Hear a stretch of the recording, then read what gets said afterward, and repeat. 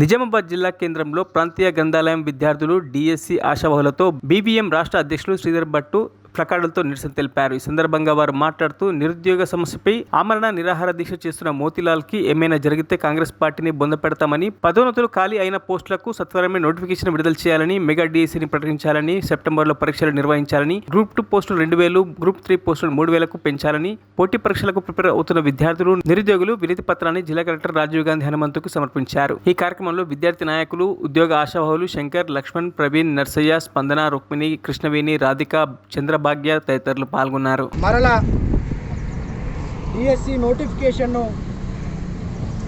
పెంచాలని చెప్పి మెగా డిఎస్సిని ప్రకటిస్తూనే ఈ మధ్యనే పదోన్నతుల మీద వెళ్ళినటువంటి వాళ్ళందరినీ కూడా వారి ద్వారా ఖాళీలుగా ఉన్న వాటిని కూడా ఇవాళ మళ్ళీ ఇదే మెగా డిఎస్సిలో కలిపి దాంతోపాటు ప్రకటించాలని చెప్పి నిజామాబాద్ జిల్లా కేంద్రంగా డిఎస్సి ఆశావాహులందరూ కూడా పోస్ట్ పాన్ చేయాలని నిరంతరంగా ప్రభుత్వానికి ఎప్పటికప్పుడు నివేదికలను సమర్పిస్తూనే ఉన్న సందర్భం తెలియజేస్తా ఉన్నాం మిత్రులారా.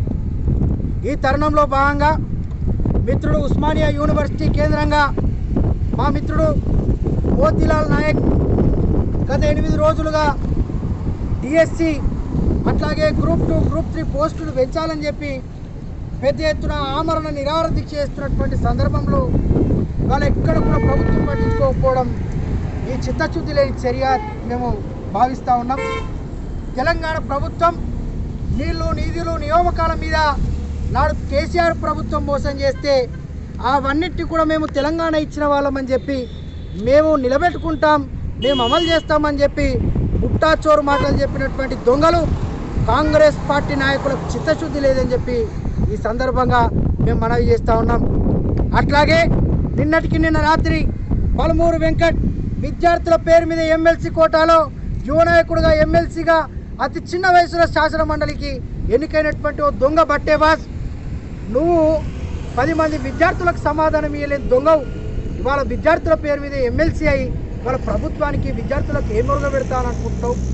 వాళ్ళ ఒక విద్యార్థి 8 రోజులుగా కనీసం లాలాజలాన్ని మింగలేని పరిస్థితిలో అంత అకుంఠిత దీక్షతోని ఇవాళ తెలంగాణ రాష్ట్రంలో ఉన్నటువంటి నిరుద్యోగుల పక్షాన నిలబడినటువంటి మా మోతీలాల్ నాయక్ విషయంలో మీరు ఇట్లా చూడడం అనేది చాలా దారుణమైనటువంటి విషయం. అట్లాగే మేము ఈ సందర్భంగా కాంగ్రెస్ ప్రభుత్వాన్ని హెచ్చరిస్తున్నాం, ఇప్పటిదాకా విజ్ఞప్తి చేసినాం, ఎక్కడ కూడా వెనుకాడేది లేదు బిడ్డ, తస్మాత్ జాగ్రత్త, పోతే పోరాడితే పోయేదేముంది బానిస సంఖ్యలో చెప్ప. ఇవాళ మేము ఇంతవరకు కొట్లాడినాం కాబట్టి టీఆర్ఎస్ పార్టీని గద్దెదించి కాంగ్రెస్ పార్టీని అధికారంలోకి ఎక్కించినాం బిడ్డ. మిమ్మల్ని పీటలను గదిలించడం పెద్ద విషయం కాదు. వాళ్ళ మా డిఎస్సి ఆశావాహులు ఎంతనే చెప్తారు మీకు వాళ్ళ వయసు. మరిన్ని అప్డేట్స్ కోసం మా ఛానల్ని సబ్స్క్రైబ్ చేయండి.